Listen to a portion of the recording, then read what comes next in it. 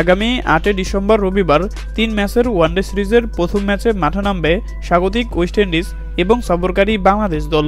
আর এই দুই দলের মধ্যে প্রথম ওয়ানডে ম্যাচ কোন দল জয়লাভ করবে এবার তারই ভবিষ্যৎবাণী করল জ্যোতিষী টিয়া। দর্শক, ইতিমধ্যেই 2 ম্যাচের টেস্ট সিরিজে দুই দলই একটি করে ম্যাচ জয়লাভ করে টেস্ট সিরিজ ড্র করেছে।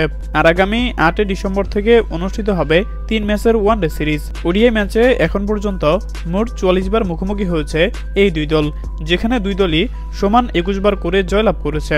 তবে বর্তমানে শক্তিমত্তার দিক দিয়ে ওয়ানডে ফরম্যাটে এই দুই দলের মধ্যে কোনো দলই কম শক্তিশালী নয়। সেহেতু বলা যাচ্ছে ওয়ানডে সিরিজে এই দুই দলের মধ্যে হাড্ডাহাড্ডি লড়াই হবে, কেউ কাউকে ছাড় দিয়ে কথা বলবে না। বল হাতে তাসকিন আহমেদ, নাহিদ রানা এবং হাসান মাহমুদরা দুর্দান্ত ফর্মে রয়েছে।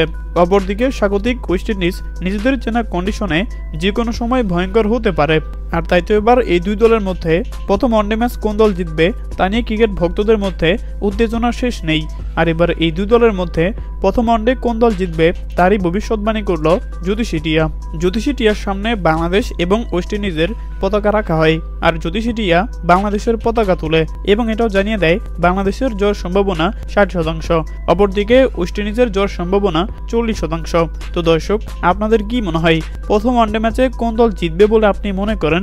জানিয়ে দিন আপনাদের গুরুত্বপূর্ণ মতামত আমাদের কমেন্ট বক্সে। ধন্যবাদ।